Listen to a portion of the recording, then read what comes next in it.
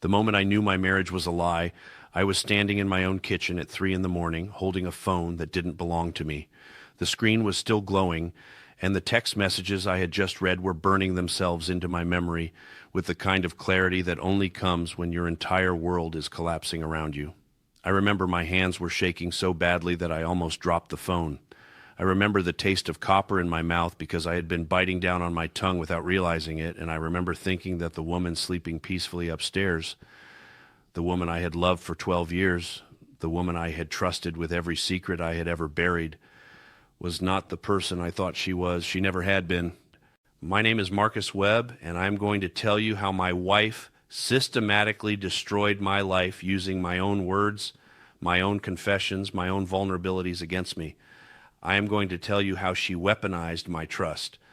I am going to tell you how she turned my darkest secrets into tools of manipulation and control. And I am going to tell you how I discovered the truth, rebuilt myself from the ashes of everything she had tried to burn down, and made certain that she faced consequences she never saw coming. But to understand how deep this betrayal goes, I need to take you back to the beginning.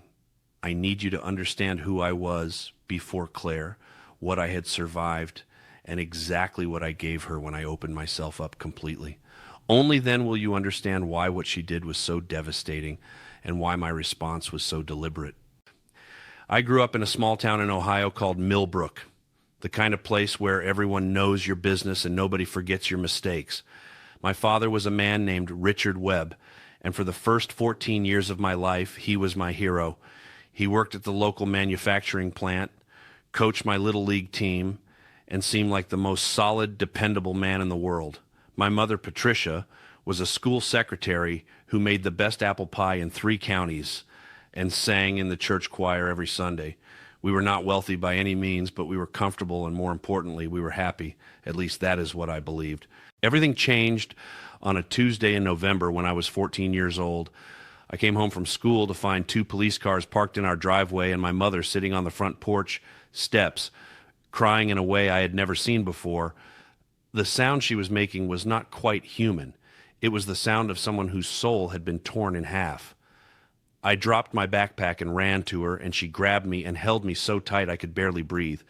It took her almost an hour to tell me what had happened, and even then the full truth would not come out for months. My father had been arrested at his workplace in front of everyone he knew. The charges were embezzlement. Over the course of 7 years, he had stolen almost $200,000 from the company he worked for. He had been living a double life that none of us knew about, gambling away money we did not have, taking out loans in my mother's name, and systematically draining every account we owned to feed an addiction he had kept hidden from everyone who loved him. The trial was quick and brutal. My father pleaded guilty, which spared us a lengthy court battle, but did nothing to spare us from the aftermath. He was sentenced to 4 years in a federal prison 300 miles away. The community that had once embraced us suddenly treated us like pariahs.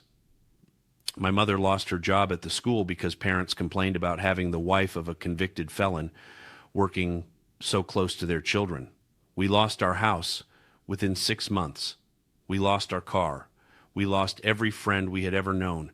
I want you to understand something. I am not telling you this to make you feel sorry for me. I am telling you this because this is the secret I shared with Claire. This is the vulnerability I trusted her with. This is the wound I exposed to her, believing she would help me heal it. And this is what she used to destroy me.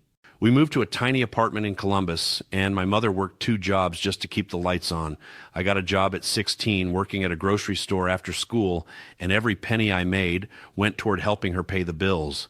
I saw my father exactly 3 times during his incarceration. The first time I screamed at him until the guards had to separate us. The second time I sat in silence for the entire visiting hour, unable to look at him. The third time I forgave him.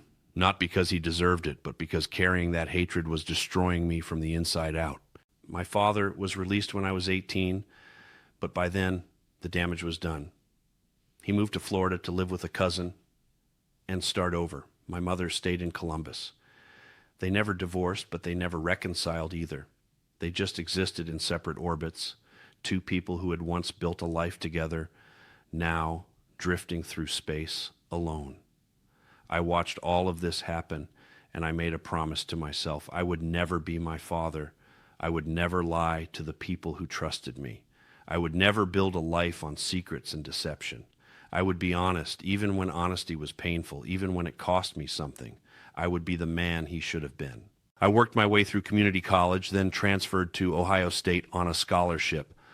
I studied business because I wanted to understand money, to control it instead of letting it control me the way it had controlled my father. I graduated with honors, got a job at a marketing firm in Chicago, and spent the next decade climbing the corporate ladder with a single-minded determination that left very little room for anything else. I dated casually but never seriously. I had friends but kept them at arm's length. I was successful, but I was lonely in a way I did not fully understand until I met Claire. I was 30 years old when I walked into a charity gala in downtown Chicago and saw her standing by the bar, laughing at something someone had said, her auburn hair catching the light in a way that made her look like she was glowing from within. She was wearing a deep green dress that matched her eyes, and when she turned and looked at me, I felt something shift in my chest. It was not love at first sight. It was something more dangerous. It was recognition. It was the feeling that I had been waiting my entire life to find someone, and there she was. Her name was Claire Hartley, and she worked in public relations for a nonprofit organization that helped underprivileged youth access educational opportunities. She was smart, funny, passionate about her work, and she had a way of making everyone around her feel like they were the only person in the room. When she talked about the kids she worked with, her eyes would light up with genuine emotion.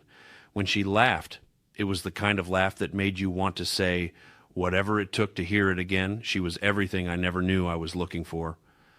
Our first date was coffee at a small cafe near her office. Our second date was dinner at an Italian restaurant where we stayed until they started putting chairs on tables. By our third date, I knew I was in trouble. By our sixth date, I knew I was in love. And by our first anniversary, I knew I wanted to spend the rest of my life with her. Looking back now, I can see the warning signs I missed. The way she always seemed to steer conversations toward my past. The way she would ask probing questions about my family, my childhood, my fears. The way she would file away every piece of information I gave her with the precision of someone building a case file. But at the time, I interpreted all of this as genuine interest. I thought she wanted to know me because she loved me. I thought she was trying to understand me because she wanted to build a future with me. I was so desperate to be truly known by another person that I never stopped to ask why she was taking such detailed notes. I told her about my father on a night when we had both had too much wine and the conversation had drifted toward family. She held my hand while I spoke, her eyes never leaving my face, and when I finished, she pulled me close and told me that what happened to me was not my fault, that I was not my father's mistakes, that she loved me exactly as I was.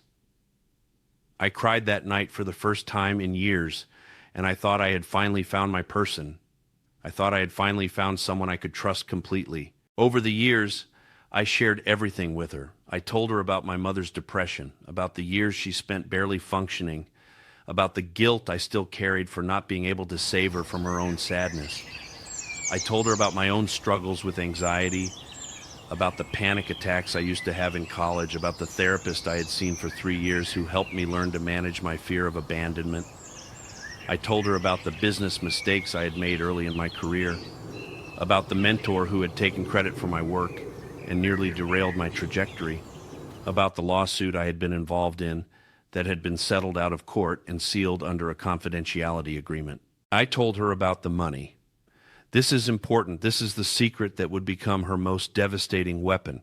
When I was 28, 2 years before I met Claire, I had started a small side business with my friend, Daniel Chen.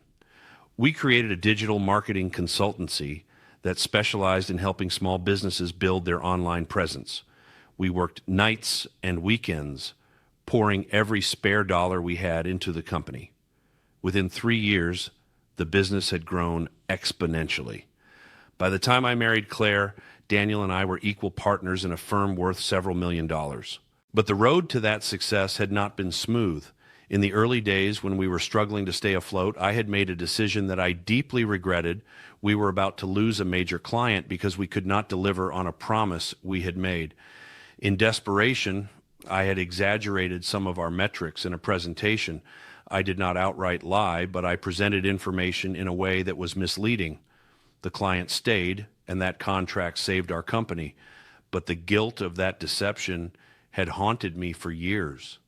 It went against everything I believed in, everything I had promised myself I would never do. I had become, for one brief moment, my father. I told Claire about this because I wanted no secrets between us. I told her because I trusted her to understand the context, the desperation, the fact that I had learned from my mistake and never repeated it. I told her because I believed that love meant total transparency, even when transparency meant exposing your worst moments. She listened with what I now know was not compassion, but calculation. She held this information like a card player holds an ace, waiting for the perfect moment to play it. We got married in June of the year I turned 32 in a ceremony at a vineyard outside Chicago that cost more money than I had ever imagined spending on a single day. Claire's mother, Vivian Hartley, had insisted on the best of everything. Vivian was a formidable woman who had made her fortune through a combination of strategic marriages and shrewd investments. Her first husband, Claire's father, had died when Claire was 12, leaving behind a substantial life insurance policy. Her second husband had been a real estate developer who had died of a heart attack 5 years later, leaving behind an even more substantial estate. She was now on her third husband, a quiet, diminished man named Gerald, who seemed to exist primarily to agree with whatever Vivian said. From the beginning, Vivian made it clear that she did not think I was good enough for her daughter. She would ask pointed questions about my family that were clearly designed to expose my humble origins. She would make comments about Claire always defended me. She would tell her mother to stop, would apologize to me afterward, would reassure me that she did not share her mother's views. And I believed her because I wanted to believe her. I needed to believe that at least one person in that family saw me for who I really was. The first few years of our marriage were good, better than good. We bought a house in a suburb of Chicago, a beautiful 4-bedroom home with a garden and a pool and room for the children we talked about having someday. I continued to grow my business with Daniel, and Claire continued her work in public relations. We traveled together, laughed together, built a life together that I was genuinely proud of. But there were moments, small moments that I dismissed at the time, but that I now recognize as the early cracks in the foundation. Claire had a way of bringing up my past at unexpected moments, often in front of other people. She would mention my father's imprisonment at dinner parties, framing it as a story of my resilience, but leaving our guests visibly uncomfortable. She would reference my anxiety attacks in conversations with her family, using terms like Marcus's nervous condition that made me feel small and defective.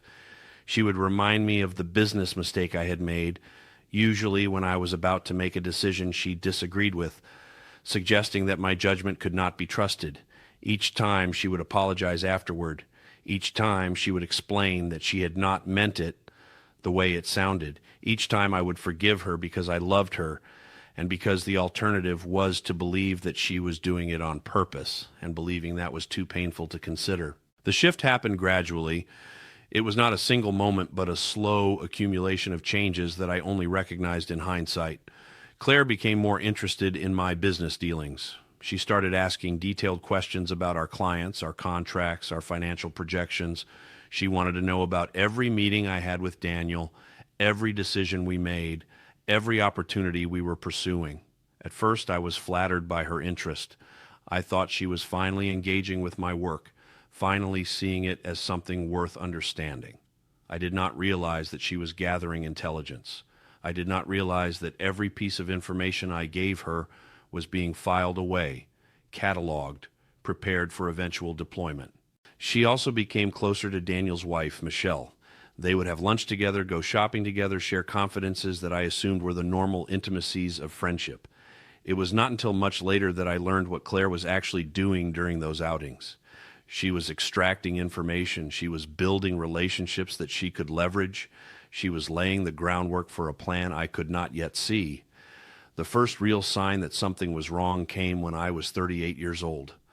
Our business had just landed a major contract with a national retail chain, and Daniel and I were in negotiations to bring in outside investors who would allow us to expand nationally. This was the biggest opportunity of our careers. If we pulled it off, we would be set for life. The lead investor was a man named Stuart Holloway, a venture capitalist with a reputation for being thorough in his due diligence. He was also a man who valued integrity above all else. His own father had been bilked by a fraudulent business partner decades earlier, and Stuart had made it his mission to only invest in people he considered morally sound. The meeting was scheduled for a Thursday afternoon. Daniel and I had prepared for weeks. We had our presentations ready, our numbers solid, our projections conservative. I walked into that meeting room confident that we were about to change our lives. Stuart was cordial at first. He asked the expected questions, reviewed our materials, nodded at our answers. Then, about an hour into the meeting, his demeanor changed. He put down his papers, leaned back in his chair, and looked at me with an expression I could not quite read. "Mr. Webb," he said, "I appreciate the thoroughness of your presentation. However, I've received some concerning information that I need to address before we proceed." My stomach dropped. I had no idea what he was talking about. I looked at Daniel, who seemed equally confused. Stuart continued, "I've been told that in the early days of your company, you deliberately misled a client about your performance metrics to secure a contract. Is this true?" The room went silent. I could hear my own heartbeat pounding in my ears. How did he know? I had told no one about that mistake except Claire. No one else in the world knew what I had done. I tried to explain. I told him the context, the desperation we had faced, the fact that it was a one-time lapse in judgment that I had never repeated. I told him that I had learned from the experience and built my career on transparency ever since. But I could see in his eyes that the damage was done. He was no longer looking at a potential partner. He was looking at a liability. Stuart excused himself and said he would be in touch. He never called again. The deal fell through completely, and with it went our best chance at the expansion we had been working toward for years. I drove home that night in a fog of confusion and despair. Daniel had been understanding, but I could tell he was shaken. Our partnership had been built on trust, and now he knew that I had kept a secret from him for years. Even though I had confessed the truth, the fact that I had hidden it cast a shadow over everything we had built together. When I walked through the door, Claire was waiting for me in the kitchen. She asked how the meeting went, and I told her what had happened. I told her that somehow Stuart Holloway had learned about my past mistake, the one I had only ever shared with her. Her face remained perfectly calm. "That's terrible," she said. "I wonder how he found out." I stared at her. Something in her voice did not sound right. There was a flatness to her tone, a lack of genuine surprise that made my skin prickle. "Claire," I said slowly, "you're the only person I ever told about that." She blinked. Just once. But in that blink, I saw something shift behind her eyes. It was only there for a fraction of a second, but it was enough. It was the look of someone who has been caught on. "Marcus," she said, her voice softening into concern, "you can't possibly think I would do something like that. That information could have come from anywhere. Maybe there was a paper trail you didn't know about. Maybe someone at the company you worked with remembered something. She was good. She was very good. If I had not been watching her so closely, I might have believed her. But I had seen that flicker. I had seen the mask slip for just a moment, and now I could not unsee it. I did not confront her that night. I was too shocked, too unsure of what I had witnessed. Instead, I said I was tired and needed to go to bed. I lay awake for hours, staring at the ceiling, replaying every conversation we had ever had, replaying every time I had shared a piece of myself with her, wondering what else she might have done with the secrets I had given her. Over the following weeks, I started paying attention in ways I never had before. I watched Claire's behavior more closely. I listened to her phone calls. I noted who she was spending time with and what they talked about. And slowly, piece by piece, a disturbing picture began to emerge. I discovered that Claire had been having regular lunches with Owen Crawford, a financial advisor who had been recommended to us by one of Vivian's connections. I had met Owen several times and had always found him charming, but somewhat slippery. There was something about him that I did not quite trust. though I could never put my finger on what it was. I started to wonder why Claire was spending so much time with a financial advisor. We already had an accountant and an investment manager. We did not need additional financial counsel, so what were they meeting about? I could not ask her directly without revealing my suspicions, so I did something I'm not proud of. I went through her personal files while she was at work. I searched her email. I read her text messages. I violated her privacy in the same way I now suspected she had violated my trust. What I found made my blood run cold. Claire had been communicating with Owen for over 2 years. Their messages started professionally enough, discussing investments and financial planning, but over time, the tone shifted. They became more personal, more intimate. There were inside jokes and pet names. There were references to meetings at hotels and restaurants far from our neighborhood. There were photographs that left no doubt about the nature of their relationship. My wife was having an affair. But that was not the worst of it. As I dug deeper into their communications, I discovered something far more calculated than infidelity. Claire and Owen had been working together on a plan that involved me, a plan that involved my business, a plan that involved everything I had ever told her about my past. The emails laid it out in chilling detail. Claire had been feeding Owen information about my company for years. She had shared our financial projections, our client lists, our growth strategies. Owen had been using this information to advise his own clients on competing investments. They had been profiting from my work without my knowledge. But that was just the beginning. Claire had also been building a case against me. Using every secret I had ever shared, she was constructing a narrative that would paint me as an unstable, untrustworthy, potentially dangerous man. The email to Stuart Holloway had been just the first move. There were references to other contacts, other plans. She had documented my anxiety attacks, framing them as evidence of mental instability. She had collected information about my father's imprisonment, suggesting that criminal behavior ran in my family.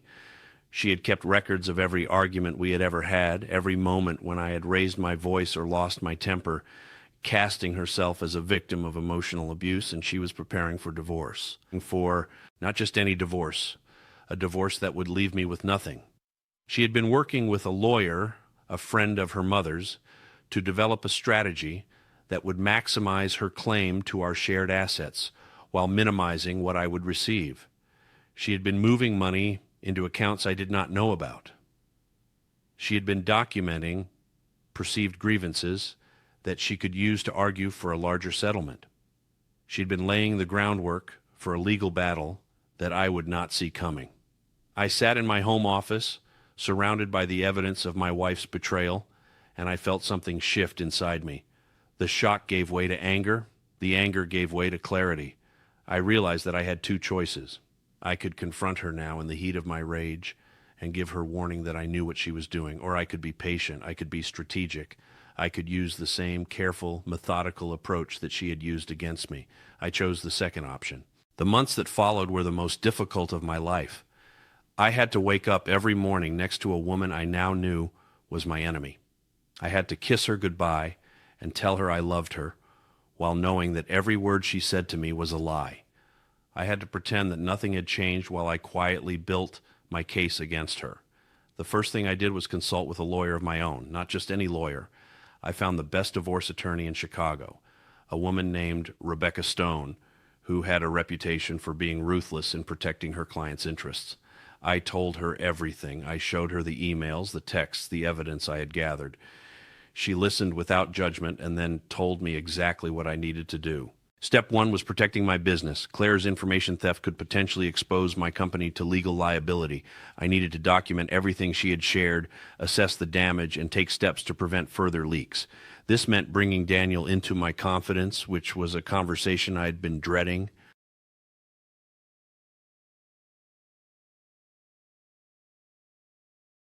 I met Daniel at a coffee shop far from our offices, a neutral location where we could speak freely. I told him what I had discovered. I told him about Claire's affair, about her theft of our confidential information, about her plan to destroy me. I watched his face as I spoke, watching for signs of doubt or accusation. Instead, I saw something I did not expect. I saw relief. "Marcus," he said when I had finished, "I've been worried about something for months. I didn't know how to bring it up because I didn't have any proof, but some of our competitors have been making moves that seem too well informed. They knew about opportunities before we announced them. They knew about client meetings we hadn't publicized. I thought we might have a leak somewhere, but I never suspected. He did not need to finish the sentence. We both understood now where the leak had been coming from. Daniel and I spent the next several weeks quietly auditing our business. We identified every instance where our proprietary information had been used by competitors. We traced the connections between Owen Crawford's clients and the companies that had benefited from our stolen strategies. We built a paper trail that linked Claire's access to our files with specific instances of corporate espionage. At the same time, I was working with Rebecca to protect my personal assets. I documented every contribution I had made to our household finances. I gathered evidence of Claire's extravagant spending, the money she had secretly funneled to Owen, the accounts she had hidden from me. I established that the wealth we had accumulated was primarily the result of my labor, not hers. I also started gathering evidence of the affair. This was the most painful part. I hired a private investigator, a former police detective named Harold Mills, who specialized in marital infidelity cases. Harold was discreet and thorough. Within 2 weeks, he had provided me with photographs of Claire and Owen entering and leaving the same hotel room. He had records of their phone calls, their text messages, their lunch meetings. He had everything I needed to prove that my wife had broken her marriage vows. But I wanted more than just evidence of her betrayal. I wanted to understand why. What had I done to deserve this? What had Claire seen in me that made her decide I was worth manipulating, worth deceiving, worth destroying? The answer came from an unexpected source. Michelle Chen, Daniel's wife, called me one afternoon and asked if we could meet. Her voice sounded strange, hesitant, as if she was debating whether to tell me something important. I agreed immediately. We met at a park near her home. Michelle was clearly nervous, twisting her wedding ring around her finger as she spoke. She told me that Claire had been cultivating their friendship for years, but recently something had changed. Claire had become more insistent, more probing, asking questions about Daniel's and my relationship that seemed designed to create division. She kept hinting that you were hiding things from Daniel, Michelle said, that you couldn't be trusted, that Daniel should be careful about staying in business with you. I didn't understand why she would say those things about her own husband. I nodded slowly. This fit the pattern I was beginning to see. Claire was not just planning to leave me. She was planning to destroy my partnership, isolate me from my support system, leave me with nothing and no one. There's something else, Michelle said, her voice dropping. Claire told me something about you a few months ago, about your father.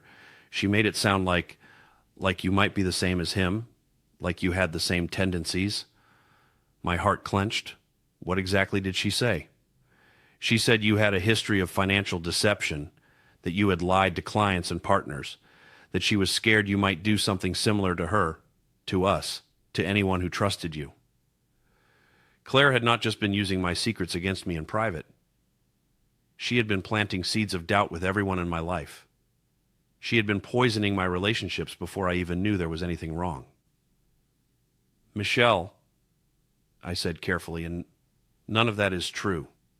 Claire has been lying to you. She's been lying to everyone. I told Michelle an abbreviated version of what I had discovered. I watched her face shift from confusion to disbelief to horror. By the end of our conversation, she was crying. I'm so sorry, Marcus. I should have known something was wrong. She was always asking questions, always pushing for information. I thought she was just interested, but now I see. I assured her that she had nothing to apologize for. Claire had fooled everyone. That was what she was good at. The investigation continued. Harold turned up more information about Owen Crawford that painted an even darker picture. Owen was not just a financial advisor with loose ethics. He had a history of involvement with clients who had experienced suspicious financial losses. There were whispers of fraud, though nothing had ever been proven. He operated in the gray areas of the law, always staying just this side of criminality. More troubling, Owen had a connection to Vivian Hartley that predated his relationship with Claire. They had served on the board of a charity together. They had mutual friends in the same social circles. It was possible, even likely, that Vivian had introduced Owen to her daughter with a specific purpose in mind. This realization hit me like a physical blow. Vivian had never approved of me. She had made that clear from the beginning.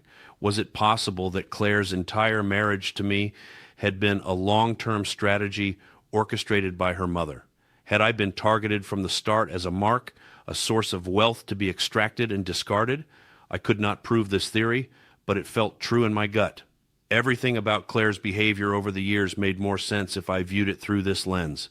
The careful cultivation of intimacy, the methodical extraction of secrets, the patient building of a case against me. None of it was spontaneous. All of it was planned. I was not a husband to Claire. I was a project. This understanding crystallized something inside me. Whatever guilt I might have felt about the steps I was about to take evaporated completely. Claire had never loved me. She had used me, and now I was going to make sure she faced the full consequences of that choice. Rebecca Stone presented me with a comprehensive strategy. First, we would file for divorce on grounds of adultery, using the evidence Harold had gathered. This would put Claire on the defensive immediately and complicate her own plans for how the proceedings would unfold. Second, we would pursue civil action against Owen Crawford for his role in the corporate espionage. Daniel and I had documented enough evidence to make a credible case that Owen had profited from stolen proprietary information. Even if we did not win a judgment, the lawsuit would expose his practices and damage his reputation in the financial community. Third, we would ensure that every relevant party knew exactly what Claire had done, not through gossip or rumor, but through the legal discovery process. Every email she had sent to Owen, every piece of confidential information she had shared, every lie she had told about me would become part of the public record. She would not be able to hide from the truth. I set the plan in motion on a cold morning in February. Claire was at a yoga class when the process server arrived at our home with the divorce papers. I was at Rebecca's office when my phone buzzed with a text from my wife. "What is this? We need to talk immediately." I did not respond. Instead, I waited. The confrontation came that evening.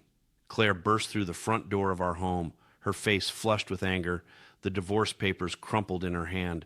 "How dare you?" she spat. "After everything I've done for you, for us, you're going to throw our marriage away because of some paranoid fantasy?" I was sitting in the living room, calm as stone. I had prepared for this moment for months. I knew exactly what to say and how to say it. "I know about Owen," I said quietly. She faltered, just for a moment. Then she recovered. "Owen is a financial advisor. He's been helping us with our investments. I know about the hotel rooms, the photographs, the text messages where you call him baby and talk about your future together." Her face went pale. "I know about the information you've been stealing from my company and giving to him. I know about the clients who have benefited from our proprietary strategies without paying for them. I know about the money you've been hiding in accounts I wasn't supposed to find." She took a step backward, her hand reaching for the wall to steady herself. "And I know about your plan," I continued. "The case you've been building against me, the lies you've told about my mental state, my trustworthiness, my family. I know you've been trying to paint me as unstable and dangerous so that when you filed for divorce, you would look like the victim and I would look like the villain." For the first time in our relationship, I saw Claire at a loss for words. The mask she had worn for 12 years was crumbling, and what I saw beneath it was not the charming, compassionate woman I had married. It was something cold and calculating and completely unfamiliar. "Marcus," she finally said, her voice shifting into a tone I recognized as artificial concern, "I don't know what you think you've discovered, but you're misinterpreting everything. We can work this out. We can go to counseling. We can nothing," I interrupted. "This marriage is over. The only question now is how much you're going to lose." She stared at me for a long moment, and then something changed in her expression. The pretense of concern fell away entirely, replaced by a cold fury that I had never seen before. "You think you're so clever," she said. "You think you've figured it all out, but you have no idea who you're dealing with. My mother has more money and better lawyers than you'll ever have access to. By the time we're done with you, you won't have a business, you won't have a reputation, and you won't have a penny to your name." "Actually," I said, I think it's going to be the other way around." I stood up and walked to my home office. I retrieved a folder containing copies of all the evidence I had gathered and handed it to her. "This is everything," I said. "The emails, the photographs, the financial records, the proof of corporate espionage. Your lawyer will be receiving the same packet tomorrow morning. So will Owen's clients. So will the financial regulatory authorities." Claire's face went white. She flipped through the pages with trembling hands, her eyes scanning the documents that documented her betrayal in excruciating detail. "You can't prove any of this," she said, but her voice was shaking. "Yes, I can, and I will." I left her standing in the living room and went upstairs to pack a bag. I had already arranged to stay at Daniel's house until the divorce was finalized. I was done living under the same roof as my enemy. The months that followed were brutal. Claire and her mother threw everything they had at me. They hired the most aggressive lawyers they could find. They tried to have the evidence I had gathered thrown out on technicality after technicality. They attempted to spin a narrative that painted me as an abusive, controlling husband who had fabricated evidence to destroy an innocent woman. But they made a critical mistake. They underestimated how thoroughly I had prepared. Every document I had was authenticated. Every photograph was time-stamped and verified. Every financial record had a clear chain of custody. Rebecca Stone dismantled their arguments one by one, exposing each lie as quickly as it was told. The civil suit against Owen Crawford was even more devastating. When confronted with the evidence of his involvement in corporate espionage, several of his clients came forward with their own stories of suspicious financial advice that had resulted in losses for them. What started as a targeted lawsuit quickly expanded into a multi-party action that included allegations of fraud and breach of fiduciary duty. Owen's career was destroyed, his reputation was in tatters, and Claire's name was tied to his in every news article and legal filing. But the most satisfying moment came during a deposition about 4 months into the legal proceedings. Claire was being questioned by Rebecca about her communications with Owen, and she was struggling to explain the more damning emails. "In this message," Rebecca said, reading from a printed document, "you wrote to Mr. Crawford, and I quote, 'Marcus trusts me completely. He would never suspect that I'm feeding you this information. By the time he figures out what's happening, it will be too late.' Can you explain what you meant by that?"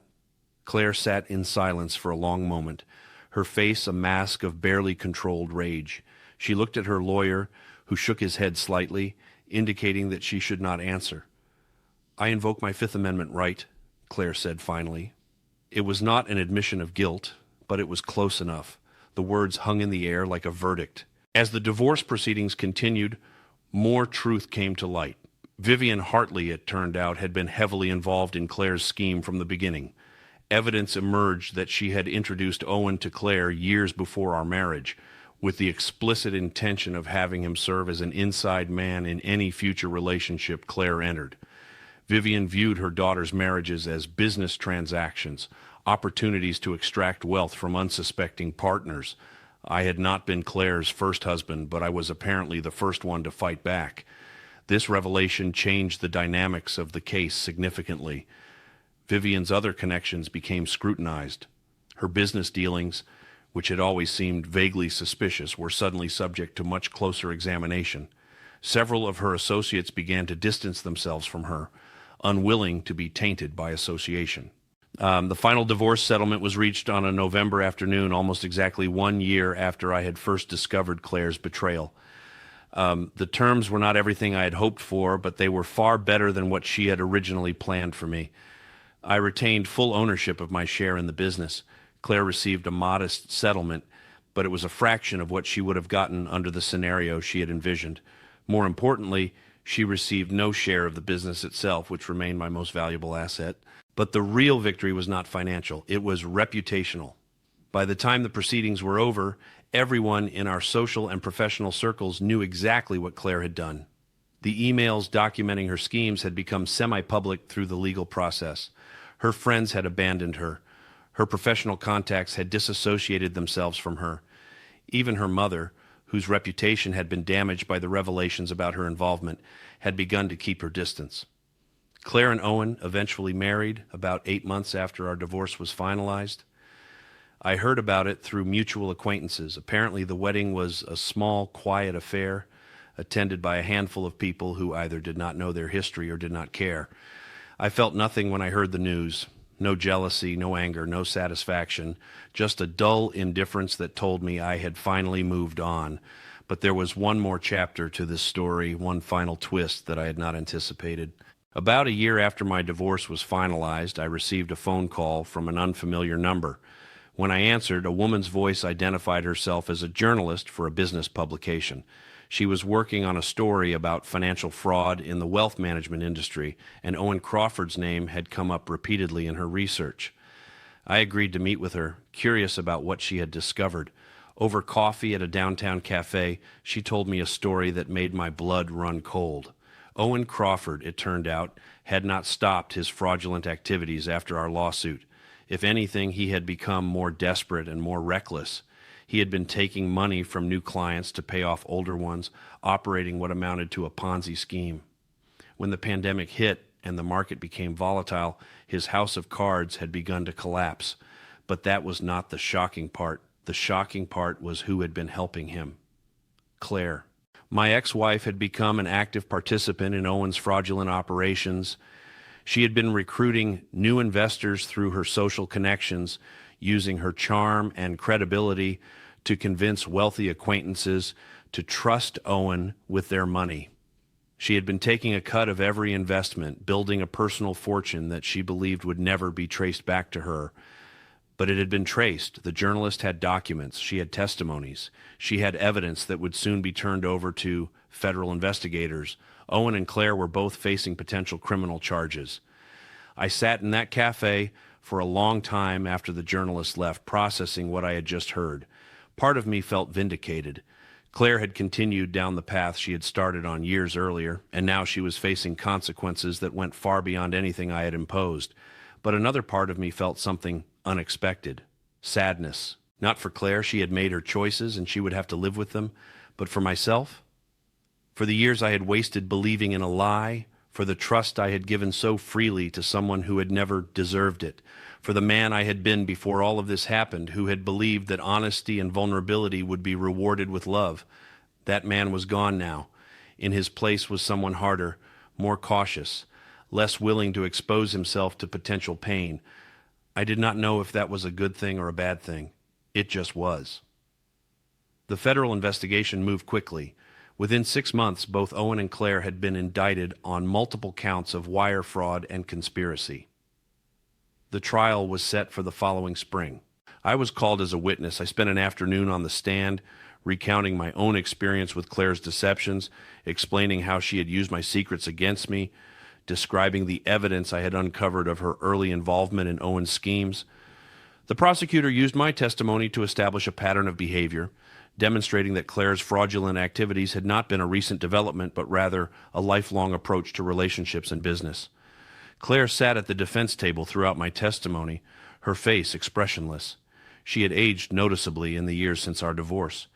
There were lines around her eyes that had not been there before, a hardness to her expression that suggested she had stopped pretending to be anything other than what she was.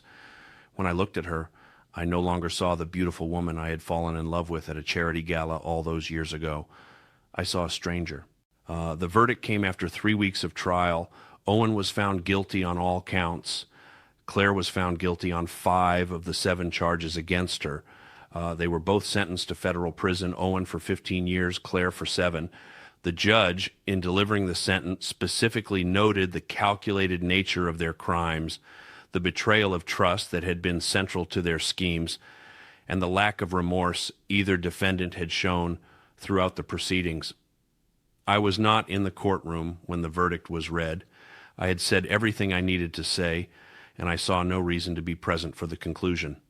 Instead, I was at my office, working on a new project with Daniel, building the next phase of our business. Life, I had learned, goes on whether you are ready for it or not. In the years since, I have thought a lot about what happened with Claire. I have wondered if there was something I could have done differently, some way I could have seen through her mask earlier and spared myself the pain. I have wondered if my own need to be loved and understood made me blind to the signs that should have been obvious. I have wondered if I will ever be able to trust another person the way I trusted her. The answers to these questions are not simple. Yes, there were warning signs I missed. Yes, my own vulnerabilities made me an easier target. But Claire was extraordinarily skilled at manipulation, and even the most careful, guarded person might have been fooled by her. I cannot blame myself for being deceived by someone who had spent her entire life perfecting the art of deception. What I can do is learn from the experience. I can be more careful about who I share my secrets with. I can pay attention to actions, not just words. I can trust my instincts when something feels wrong, even if I cannot articulate exactly why. And I can remember that the desire to be known and loved is not a weakness, even though it can be exploited by those who do not share it. My father was released from prison many years ago. He lived quietly in Florida until he passed away from cancer when I was 45. Before he died, we had a conversation that I think about often. I told him what had happened with Claire. I told him how she had used my secrets against me, how she had weaponized my vulnerability. And he looked at me with eyes that had seen too much and said something I will never forget. Son, he said, I spent 4 years in prison for the lies I told, but Claire will spend the rest of her life in a prison she built for herself. She will never know what it means to be truly loved, because she is incapable of truly loving anyone. That's a worse punishment than anything a judge could hand down. He was right, of course. Claire is in a federal facility now serving out her sentence, and when she gets out, she will be a convicted felon with no money, no connections, and no one who trusts her. Owen will be in prison even longer. Vivian has retreated from public life entirely, her reputation destroyed, her social circle evaporated. The empire they tried to build on lies and manipulation has crumbled completely. And me? I am still here. I am still building my business. I am still waking up every morning and trying to be a good person, to live with integrity, to honor the promises I make. I have a new relationship now with a woman named Sarah who knows everything about my past and loves me anyway. I am not the same person I was before Claire, but I think I might be a better one. The scars are still there. They always will be. But scars are just proof that you survived something that tried to destroy you, and I survived. That is the real ending to this story, not revenge, not punishment, not even justice, just survival. Just the quiet satisfaction of knowing that I am still standing while the people who tried to tear me down are facing the consequences of their choices. I trusted my wife with my secrets, and she used them against me. That is the truth. But the greater truth is this. She did not win. She never had a chance, because the secrets she used were not weapons. They were just pain, and pain can be survived. It can be processed. It can be transformed into strength, and that is exactly what I did.